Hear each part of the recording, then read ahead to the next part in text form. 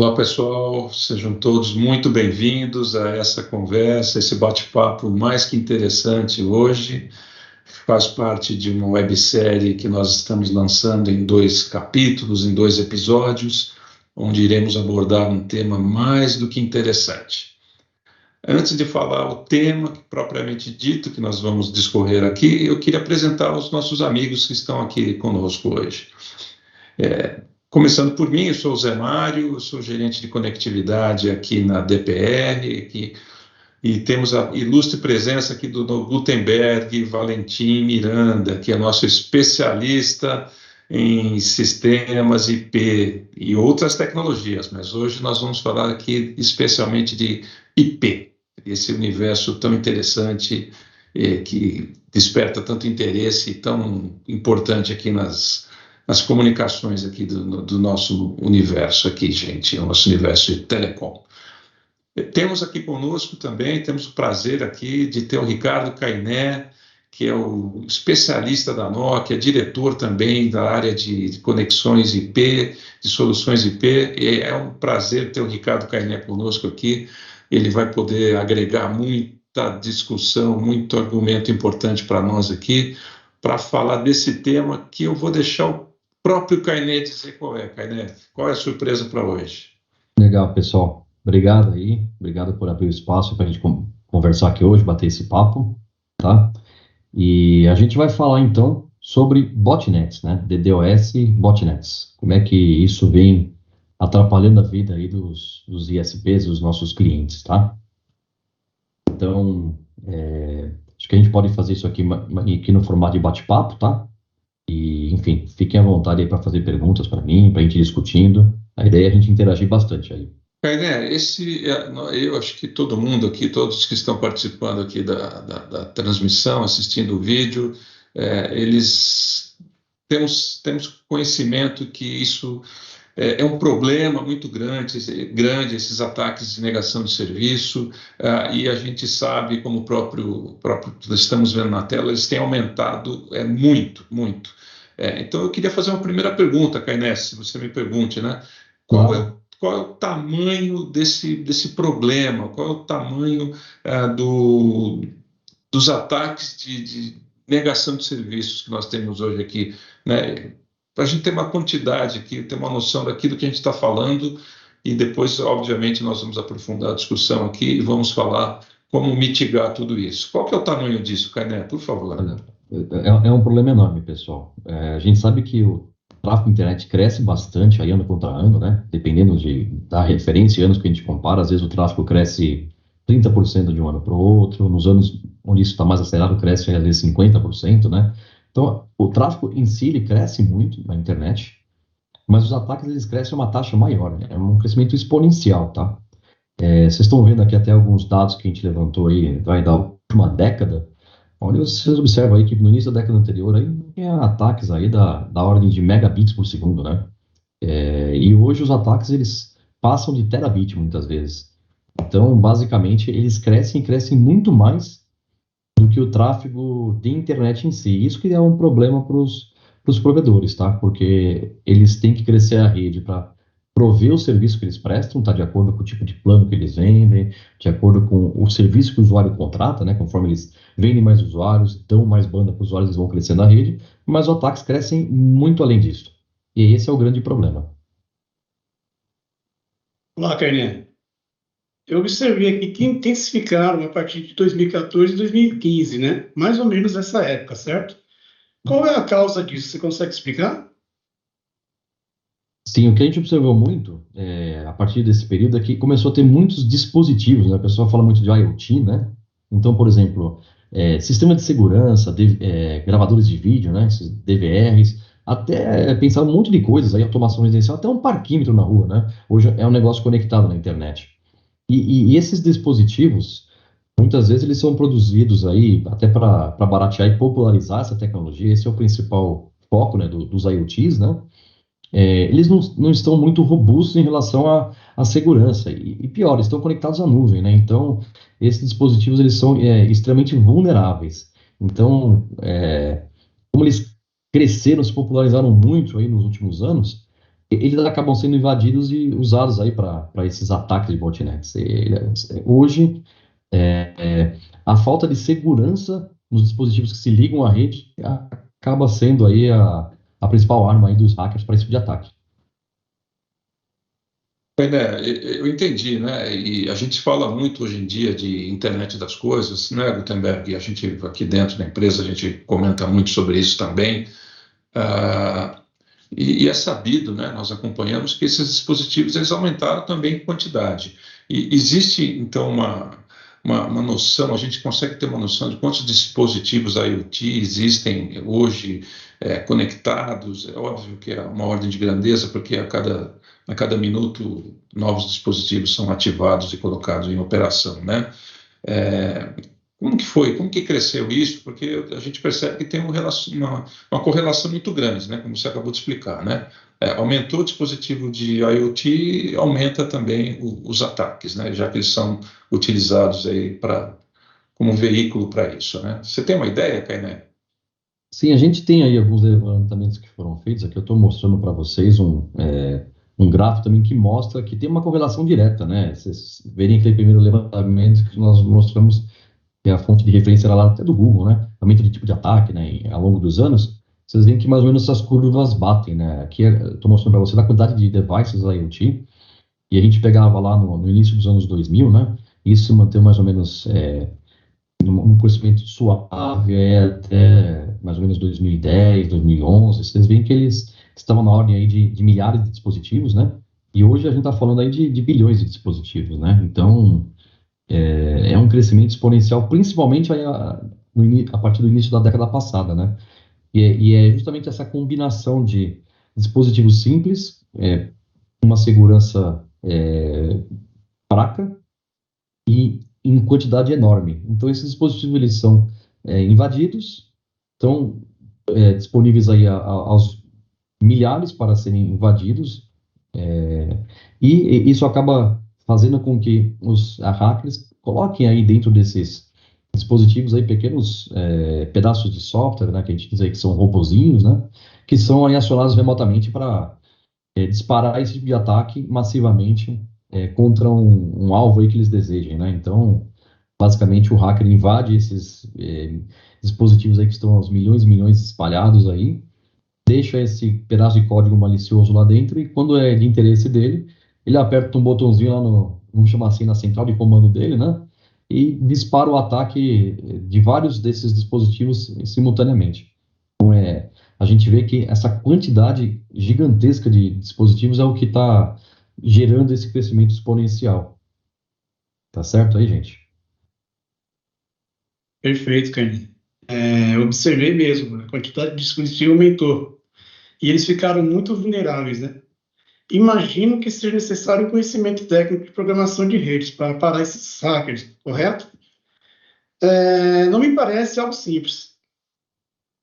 Deixa eu te fazer uma pergunta. Qualquer um pode fazer um ataque hoje em dia? Então vamos lá. Fazer um ataque hoje em dia qualquer um pode, porque você tem razão, o cara para fazer um programa, invadir um dispositivo e tal, ele tem que ter um bom conhecimento, né? Só que o cara vende esse bom conhecimento, né? Então vocês olham aqui, um estudo aí que a gente levantou aí nesse site, aí, o Zero Miss Blog, né? E o que acontece? Ao longo do tempo, o custo para você comprar isso de um hacker foi baixando. Então, o hacker em si é um cara muito especializado, não tem um hacker aí em cada esquina, né? Mas quem quer fazer um ataque, o cara compra isso a um baixo custo hoje. Então, digamos assim que isso foi se popularizando pelo baixo preço que qualquer um pode pagar para gerar um ataque, né? Então, acho que isso acabou criando um mercado, né? Que isso passa a ser vendido e qualquer um consegue hoje comprar um ataque. Entendi, Caio. Então, a gente pode dizer que isso é como se fosse um mercado negro, um mercado fora da lei, né? Às vezes a pessoa nem tem esse conhecimento, como você disse, conhecimento especializado, mas ele sabe a quem recorrer, ou mesmo que ele não saiba, não é difícil encontrar um hacker que detém esse conhecimento e que possa criar esses ataques, né? A pergunta é muito fácil, assim, do jeito que eu estou imaginando, ou ainda é uma coisa difícil? Você contratar ataques de DDoS para ofender aí o sistema? Olha, além de barato, Zé Mário, é fácil. Os caras criam aplicativos aí, sites super simples, o cara entra lá. Obviamente o cara não paga com transferência bancária, não paga com cartão de crédito, o cara usa uma criptomoeda, né? Então, assim, as criptomoedas também acabaram alavancando isso, né? Porque a criptomoeda ela não é rastreável como o dinheiro normal, né? É uma atividade criminosa, né? E o cara usa uma criptomoeda, tem um site que vocês estão vendo aqui, alguns exemplos aí, super simples, né? O cara tem um preço, clica no botão, paga lá com a criptomoeda dele e faz o ataque, né? Então, assim, a gente chama isso de tempestade perfeita, né? Ficou fácil, barato e com as criptomoedas ficou irrastreável, né? Praticamente quem está contratando esse tipo de gente, né? Então, essa tempestade perfeita é o que é o pesadelo hoje dos provedores de internet, das operadoras, né? Que tem que ficar se defendendo disso daí, né? Kainé, e o que mais contribui para essa situação, que está terrível, né? Vamos lá, então. Elenquei alguns pontos aqui, tá? Bom, a gente falou bastante de botnets, né? Que, enfim, é fácil fazer, é barato, tem muito, né? Isso tudo é só o meio, né? Para o cara exercer essa atividade criminosa, né? Agora, assim, no final da história, qual que é a finalidade do cara, né? Cara, é extorsão, roubo, né? O cara está sobrecarregando o sistema de segurança, quer roubar dados. Muitas vezes esse roubo se dá na forma aí da própria extorsão, né? E o que que se tem como alvo disso, né?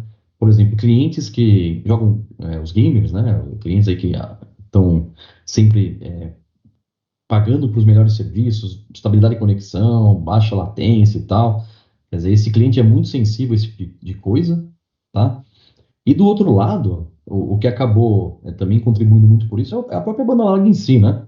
Você pega lá, banda larga em altas velocidades, chegando aí a gigabit hoje em dia, né? 5G também aí vem para dar velocidade muito alta para os clientes, né? Com mobilidade ainda por cima. Então, essas tecnologias, né? Elas criam um cenário onde você tem, em qualquer ponto da rede, pode ser não só na sua saída de internet, mas nos teus usuários, sejam eles fixos ou móveis, eles podem estar com dispositivos infectados sendo usados para esse tipo de ataque e ficou muito mais diverso, né, o tipo de prejuízo que os hackers podem causar, como, por exemplo, aqueles clientes que buscam serviços de qualidade para jogos e aí não conseguem ter isso, porque os hackers estão atrapalhando, né, é, a boa experiência dele, né, ou então mesmo extorquir, né, o provedor, ou até minar concorrentes, né? E, a gente vê muitas vezes essas coisas acontecendo, um ataque para minar um provedor, por exemplo, de internet de uma dada região que alguém pode estar contratando para prejudicar aquela empresa, né?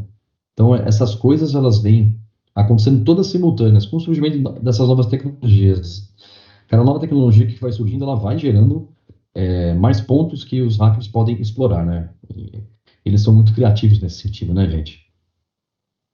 É verdade, que, né, é o que você falou, né? A tecnologia vai evoluindo, as coisas vão evoluindo também, nem sempre para melhor.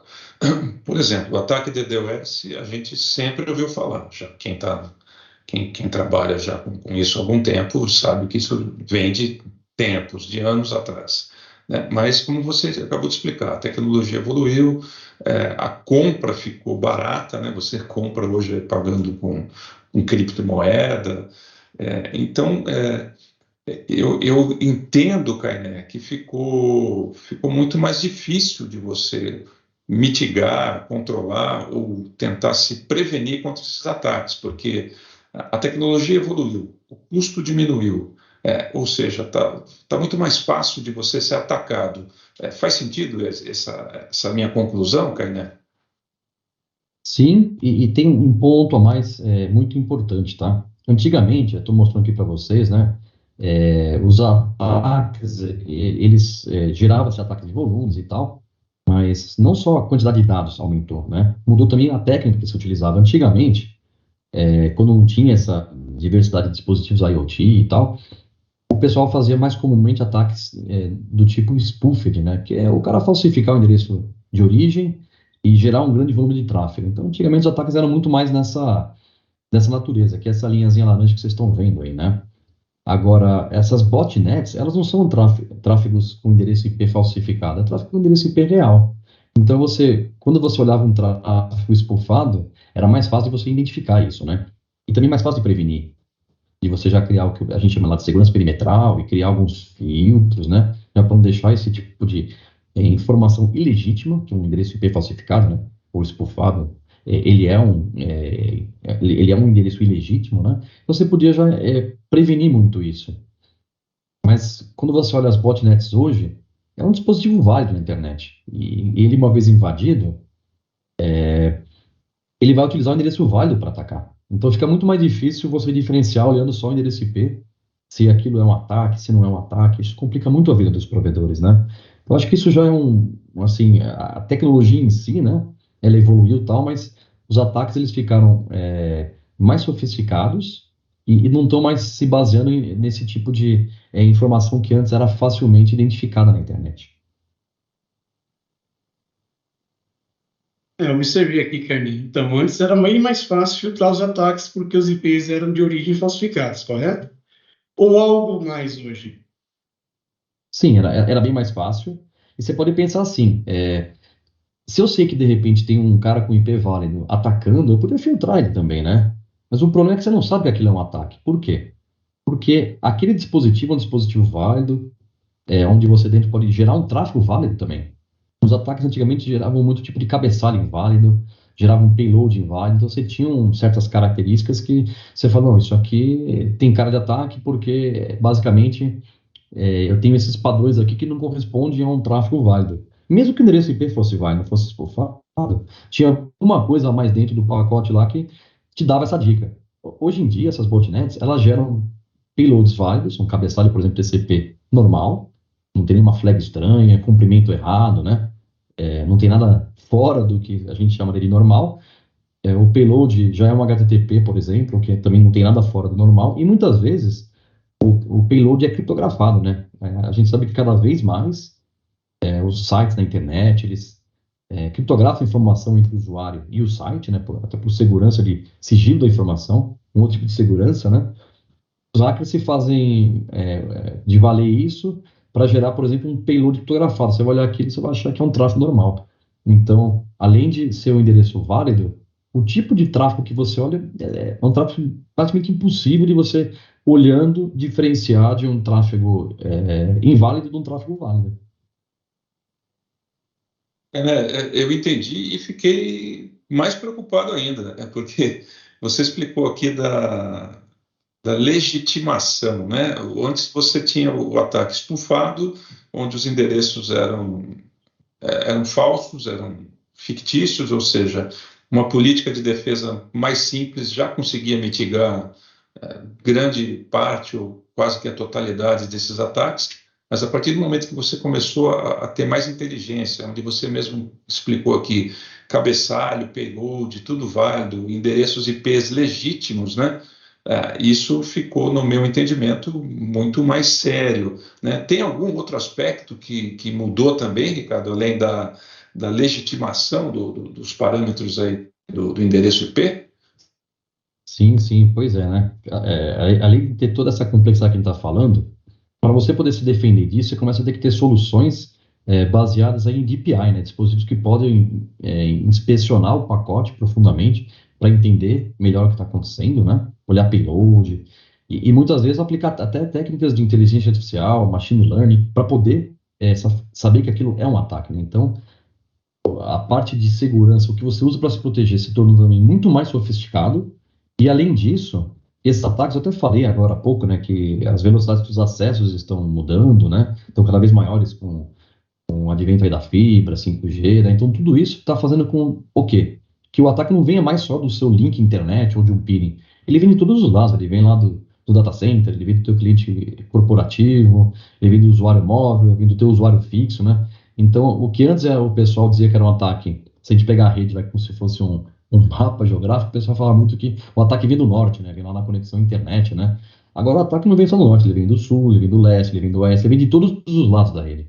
Então, além de ser mais complicado de você entender e ter que ter esses devices mais sofisticados para identificar e mitigar um ataque, ele agora vem de tudo quanto é lado. E antes você tinha que proteger só um ponto na sua rede, você se preocupava só com a vulnerabilidade vem lá da internet, do meu uplink, né, do meu upstream.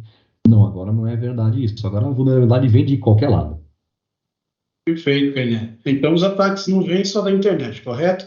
Vêm dos clientes também. Imagino que essa situação esteja ficando cada vez mais caro para proteger as redes de maneira tradicional. Isso é uma verdade, Kainé? Sim, é verdade. Se a gente pegar é, o próprio crescimento natural dos serviços do provedor, ele tem uma taxa muito menor do que o crescimento dos ataques, né? Então, esses ataques eles crescem muito além do tráfego natural da rede e os próprios dispositivos se tornaram mais sofisticados. Antigamente você tinha lá um dispositivo muito mais simples, você bloqueava um ataque espufado no próprio roteador de borda, punha um filtrinho aqui, um filtrinho lá, e ia se virando desta forma. E hoje você precisa de um dispositivo que faça uma função de DPI mesmo na rede. E o complicado é que esse dispositivo não está só no teu link internet, ele está em qualquer lugar. Ele teria que estar protegendo o teu peering, a conexão do seu cache, tem que estar protegendo o tráfego que vem dos seus clientes. Qualquer ponto de entrada na sua rede é um ponto de entrada de ataque hoje em dia. E esses ataques têm essa sofisticação que só um dispositivo que faz inspeção profunda no pacote consegue identificar, mitigar. E a velocidade de acesso dos teus clientes, se você imaginar o efeito botnet, invadir lá 2, 3, 4 mil clientes, né? Cada um com link lá no mínimo de 100 mega, dá para imaginar o volume de tráfego que ele consegue gerar, né? Então isso acaba sendo uma ameaça que cresceu exponencialmente. E o custo também, né? Então, assim, se eu for resumir para vocês, né, os pontos principais, né? A gente tem lá basicamente um crescimento exponencial de tráfego, né? Os custos cresceram muito e as soluções baseadas em DPI, elas não são mais efetivas. Por quê? Porque lembra que eu comentei que tem criptografia no pacote. O DPI não consegue entender isso também.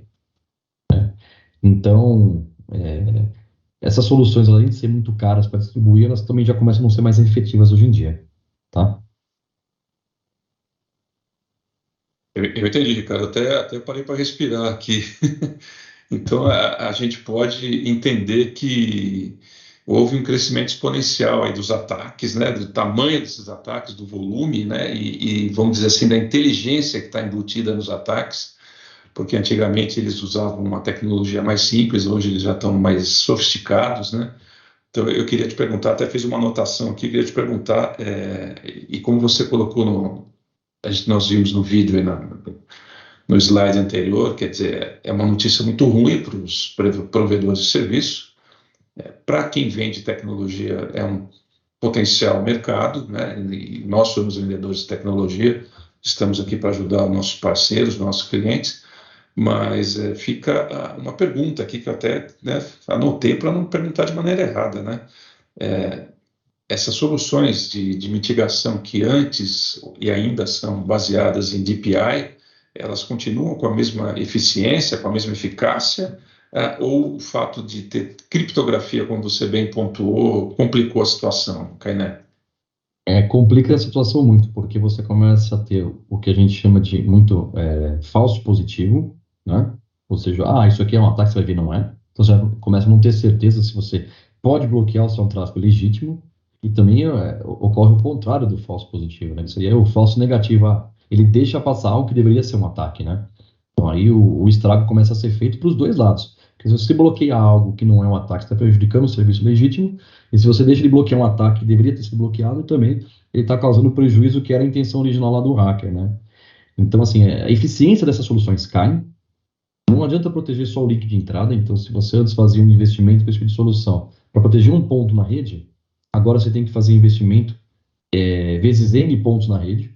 São dispositivos, como comentei, caros, e esse tipo de de situação onde o ataque pode estar vindo de qualquer direção. Quanto maior é a sua rede, maior é o problema para você sair espalhando esses dispositivos, né? Então acaba perdendo muito a eficiência, não só do funcionamento, como também a eficiência do ponto de vista financeiro, tá? Acaba ficando aí financiamento inviável, crescer esse tipo de solução na medida em que a tua rede expande. E assim, o que a gente pode fazer para ajudar a resolver o problema, tá? A mão que eu andou pensando aí algumas coisas, né? E a gente tem uma solução chamada Deep Field, tá? Ela tem aí machine learning aplicado, tem inteligência artificial, sim, mas ela resolve um problema utilizando big data dessas internets, né? A gente está sempre escaneando a internet para obter inteligência de como tratar isso, tá? Então é uma solução em que ela atua de forma diferente. A gente também, quando a gente pega não só essa questão de entender melhor o que está acontecendo, com informações aí diversas da internet, a gente desenvolveu também para os roteadores um chipset, né? Que a gente chama aí o chipset FP4 ou FP5, que é um chipset que a gente, bom, ele é programável, né? Então eu consigo programar nele filtros, tá? Que fazem esse tipo de mitigação de DDoS até nível de payload, né? No próprio roteador da rede. Então eu consigo, tendo aí roteadores espalhados pela rede, né? Tá nas bordas, não só na internet, tá lá ligando o acesso, onde o usuário conecta lá no meu BNG, ou em algum ponto de PIN, né? Eu consigo fazer essa mitigação tendo um sistema centralizado que analisa os dados da rede e tem conhecimento aí de internet, tá? De como é que estão essas ameaças na internet. Ele consegue cruzar essas coisas, usar esses algoritmos aí de inteligência artificial para usar o próprio roteador da rede para mitigar esses ataques. E aí, com isso, a gente consegue melhorar a segurança numa escala, pelo menos uma ordem de magnitude para cima, aí, tá? E também reduzir os custos muito, porque basicamente o que você está colocando é um sistema baseado em software centralizado que faz toda essa análise e, olhando a rede, o próprio roteador faz a mitigação dos ataques, né? Então, por exemplo, estou falando aqui do roteador 7750 SR1, né? É um dos produtos que a gente tem aí levado aí bastante para os nossos clientes aí no mercado, né? É um equipamento que tem bastante capacidade já de cara, né? Uma boa característica, ele chega até 3 tera de throughput, né? Pode agregar aí até um pouco mais de interfaces. Você pode ir desde 10 GB até 400 GB, né? Com alta densidade de interface, tá? Por exemplo, quem usa muito a 100 GB, por exemplo, pode chegar até 40 interfaces de 100 GB num equipamentozinho com 2 RU de altura. Ele faz todas as funções, lá, pensando na parte de serviços, ele faz a parte de autenticação dos usuários, PPPoE, com o dual stack, tá? Tem uma escala muito legal. Você pode pôr lá 128 mil usuários num equipamento desse. Dá para a gente integrar ainda nesse mesmo equipamento, simultaneamente com os usuários. Eu posso fazer um link de PIN nele, receber BGP Full Routing. Eu posso habilitar CGNAT também nele, que é uma coisa que hoje em dia todo mundo precisa colocar na rede, né? Então, assim, eu consigo ligar todas essas coisas junto, sem perder desempenho, e ainda consigo fazer o filtro que eu comentei agora há pouco, né? Até chegar em nível de payload, né? Então, é uma solução aí que é bastante escalável. Só do ponto de vista de filtragem, por exemplo, você consegue ter 320 mil linhas de filtro, tá?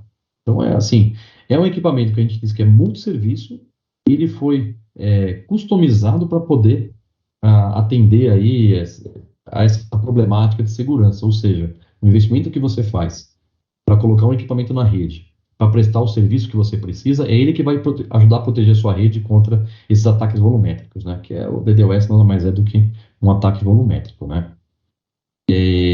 Assim, eu queria mostrar até um caso para vocês de uso, né? Um exemplo de como é que a gente faz esse tipo de filtragem até nível de payload, tá? Então, assim, mostrar uma situação onde você fazer uma filtragem básica não funciona, e eu fazer um filtro em nível de payload funcionaria de maneira perfeita, e para um outro dispositivo comum, você teria que ter dispositivos na borda, fazendo inspeção profunda em pacote e tal. Então vamos olhar aqui o caso, né? Imagina que você está tendo um ataque de DDoS, tá? Estão atacando lá o servidor de DNS, né? DNS quase não é alvo de ataque hoje em dia, né, gente? Se parou o DNS para tudo, né? Então aqui esse exemplo que a gente está mostrando aqui, alguém veio da internet, peguei aqui o caso mais tradicional, né? e ataquei o servidor de DNS, tá?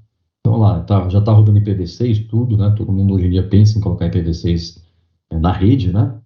E assim, você olha para endereço de origem, vem de tudo quanto é lugar, aleatório, não dá para saber exatamente qual que é a origem disso, são endereços válidos, né? Aí esse ataque, além de estar saturando os links da rede, né? Derrubando o próprio seu DNS. Você precisa parar esse ataque, né?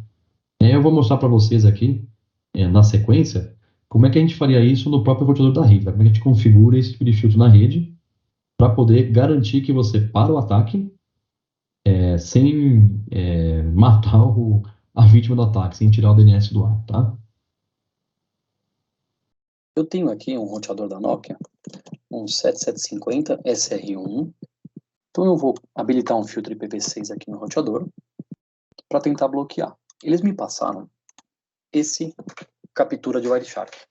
Eu vejo aqui que é protocolo IPv6 para esse endereço de destino, que é o nosso DNS. A origem, apesar de ter esse endereço aqui, eles me falaram que é bastante variado, não tem como caracterizar uma origem. Protocolo DP port 53, que é DNS. E a gente viu que a query ela está indo para o nome www.nokia.com. Então eu vou tentar criar um filtro aqui para bloquear esse ataque no nosso roteador de bordo. Vou criar aqui primeiro um filtro IPv6, identificação 10. Todos os filtros da Nokia, quando você cria, você pode especificar qual é a ação que ele faz ao final, se ele vai descartar ou se vai encaminhar. Então nesse caso a minha ação padrão ao final vai ser encaminhar.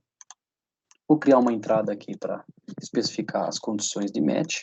Vou dar um match então no next header UDP, na porta 53 e no endereço IP de destino do DNS.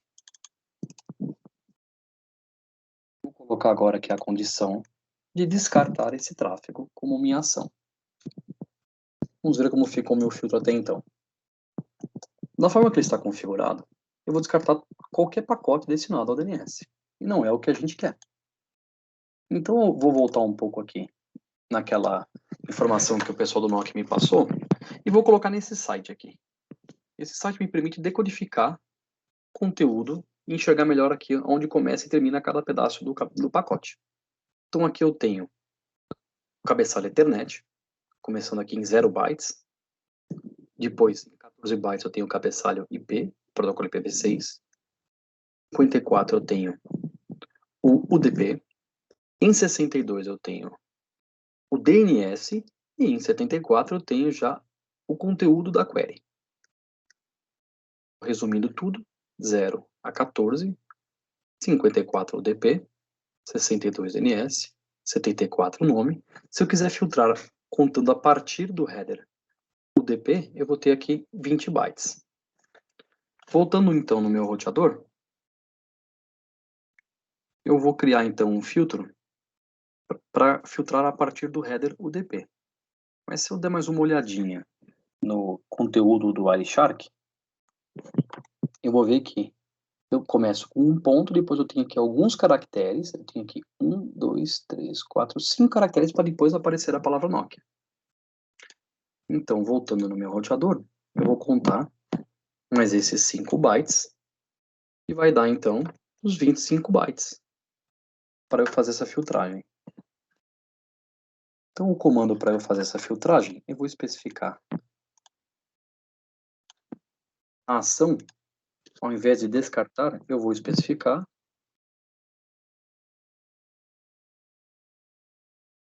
então entry 10. Eu vou especificar aqui um filtro de payload, pattern expression, onde eu coloco um conteúdo em hexadecimal e uma máscara desse conteúdo hexadecimal. Eu digo o offset e digo a partir da onde ele começa, cabeça de camada 3, 4, datas e assim por diante. Eu vou colocar então o pattern expression a partir do drop. Vou colocar conteúdo extraído do pacote da palavra Nokia em hexadecimal com esta máscara. Esta máscara está me dizendo que esses bytes iniciais aqui é don't care. E esses aqui é exatamente a palavra Nokia. Offset. Então vai ser offset type a partir de layer 4 e value em 5. Vamos ver como ficou o nosso filtro? Pronto. Desta forma, a minha ação default é forward, então minha primeira entrada da match em tráfego DNS enviado ao nosso DNS, mas descarta somente aquele que contiver dentro do conteúdo da consulta a palavra NOC. Bom, gente, assim, essa foi a demonstração que eu queria, pelo menos para vocês aí, mostrar as capacidades aí de filtragem do chipset, aí no caso o SR1 FP4, né? Vocês viram como é que faz um filtro de payload e tal, garantiu aí que você barrou só o que era ataque mesmo, e salvando aí a operação da rede de indisponibilidade nesse momento, né? Eu espero aí que tenha dado para dar uma visão para vocês aí da problemática e do que a gente está trazendo aí de tecnologia para ajudar a superar esses desafios aí, de fazer os filtros nas redes, né? Só que de forma eficiente, tá, gente? Acho que essa que é a principal mensagem, a gente ser eficiente, tanto na identificação do ataque, quanto na mitigação, e também do ponto de vista de custo, né? A gente tem uma solução custo-efetiva.